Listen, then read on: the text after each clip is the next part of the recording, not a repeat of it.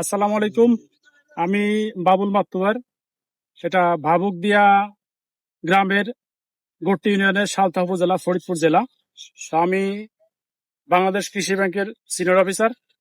তো পেঁয়াজ চাষটা আসলে শখের বশে আমি করি, নিজের জমিতেই চাষ করি। তো এবছরে লাল তীর কিং যে বীজটা, এটা আমি নতুন এবছরেই নিয়েছি।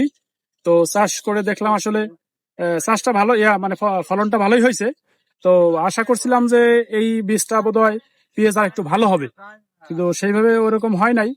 তবে আমার যে পরিমাণ খরচ হয়েছে, তাতে ফলন হিসাবে একেবারে খারাপ বলবো না। মনে করছি যে আমাদের ওই শতক প্রতি 2 মণ বা 3 মণ এরকম ফলন হবে। এটা মানে শুরু থেকে আমি এ পর্যন্ত বিশেষ অতিরিক্ত কোনো রোগ আমি দেখি নাই। সাধারণত যেটা হয় যে আমরা ওষুধগুলো দিয়ে থাকি, সেইভাবেই দিছি। পানি বা সেচ যে ওষুধগুলো আমরা স্প্রে করে দেই বা মাটির নিচে যেগুলো দিয়েছি স্বাভাবিকভাবে দিয়েছি, নতুন কোনো রোগের উপদ্রব দেখি নাই। আমি লাল তীর কিং 1 বিঘা জমিতে চাষ করছি, প্রায় 48 থেকে 50 হাজার টাকা খরচ হয়েছে বীজ সহ। তো 1 বিঘা জমিতে যদি আমার ধরেন ফলন যেটা হয়েছে, তাতে আশা করি যে 150 মণ পেঁয়াজ হবে। তো সেক্ষেত্রে দাম যদি বেড়ে 2000 বা 2500 টাকা, বা পরবর্তী শেষ শেষ সময় পেঁয়াজ বিক্রি করি তখন 3000 টাকা 4000 টাকা হয়। তো যদি 2000 টাকা হয়, তাতে বেশ লাভবানই হবো আশা করি। এই লাল তীর কিং যে পেঁয়াজের বীজটা বা এর থেকে যে পেঁয়াজ আমি এবছরে শখ করে যে চাষটা করেছি, তাতে পেঁয়াজের ফলন আহ, ভালো হয়েছে। তবে আশা করছিলাম আরেকটু ভালো হওয়া দরকার। তো আমি মনে করি যে এই দানার কোয়ালিটি আমি যেভাবে আশা করেছিলাম সেভাবে আমি পাইনি, এটাই মূল কথা। তো আশা করি এই পরবর্তী বছর বা পরবর্তী সিজনে যারা এই পেঁয়াজগুলো চাষ করতে চায় বা চাষ করবে, বা আমিও চাষ করব, এটা আমারও ভালো লাগছে। তবে এর কোয়ালিটি একটু ভালো হওয়া দরকার। তাতে মনে হয় আমার সকলের বা কৃষক যারা আমাদের দেশে যারা এই পেঁয়াজ চাষ করে, আমাদের বিশেষ করে আমাদের সালতানগর কান্দা ফরিদপুরে যারা আছে, তো এটার একটু কোয়ালিটি যদি বীজটা ভালো হয় বা পেঁয়াজটা একটু ভালো হয়, তাহলে মনে হয় সবার জন্য সব কৃষকরা আগ্রহ বেশি দেখাবে বা বেশি চাষ করার চেষ্টা করবে। আসসালামু আলাইকুম। আমি মোহাম্মদ শহীদুল ইসলাম। আমার ঠিকানা হচ্ছে ভাবুকদিয়া গুটি ইউনিয়ন। আমাদের এই লাল চিপ কোম্পানির এই বেসনটা আমি আগের থেকেও চাষ করি, প্লাস আমার এই ভাইও চাষ করছে এবছর। তাতে মোটামুটি যে ফলন আসছে আমরা খুব খুশি।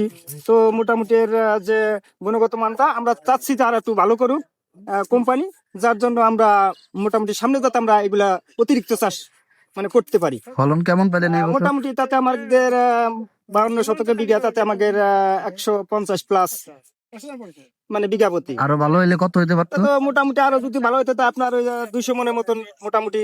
এর যে গুণগত মানটা যদি ঠিক থাকে, তাহলে এটা 200 মন পর্যন্ত আমরা ফলমান আশাবাদী আর কি। লাল তীর কি, এই লাল তীর কোম্পানির এই বীজটা আমি আগেও চাষ মানে গত গত বছর যে ফলমান আসছিল, তার চেয়ে এই বছর আমাদের ভালো আসছে ফলমানের দিক দিয়ে। আসসালামু আলাইকুম। আমি মোহাম্মদ নজরুল ইসলাম। আমার ঠিকানা হচ্ছে সালতা বাজার, সোনালী সিড অ্যান্ড কীটনাশক স্টোর। আমাদের প্রতিষ্ঠান লালপুর মনোনীত জেলার। আর আমরা এখন আছি সালতা উপজেলার গোট ইউনিয়ন ভাবুকদিয়া গ্রামে একটা পেঁয়াজের মাঠ ভিজিট করতে আসছি। আমার হাতে যে পেঁয়াজের জাতটা দেখতে পাচ্ছেন, এটা হচ্ছে লালতির কি। আমরা একটা রিপোর্ট পেয়েছিলাম যে লালতির কি জাত সম্পর্কে ফলন কম হয়েছে কিংবা জাত সঠিক পরিমাণ হয় নাই, কিন্তু আমরা মাঠে এসে দেখলাম যে না, খুবই ভালো হয়েছে। কিন্তু একটাই সমস্যা হচ্ছে এবছর আবহাওয়া ভালো, কিন্তু হচ্ছে অনেকেই এবছর অতিরিক্ত আগাম পেঁয়াজের বীজটা চাষ করেছে, এই জন্য হচ্ছে ভুল আসছে। কিন্তু আমরা দেখতে পাচ্ছি যে না, ফলন আলহামদুলিল্লাহ খুবই চমৎকার।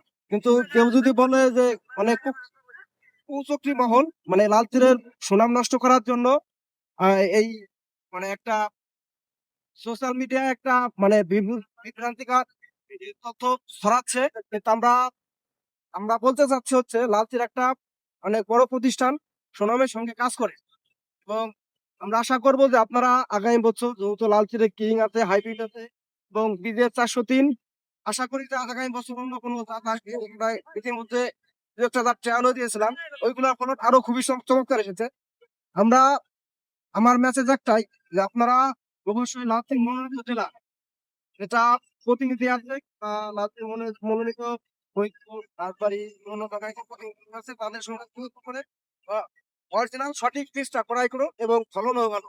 কিন্তু এই বছর একটাই সমস্যা হচ্ছে আগাম খারাপ চাষ করার কারণে শুধু লাল তিল, অন্যান্য মার্কেটে যে কোম্পানি আছে সব কোম্পানির বীজ একটু কমছে, যারা একটু নামিতে চাষ করছে তাদের ফলন এবং বীজের কোনো সমস্যা আছে।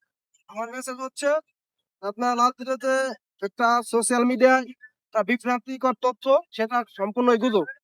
আশা করি আপনারা বিষয়টা বুঝতে পারবেন।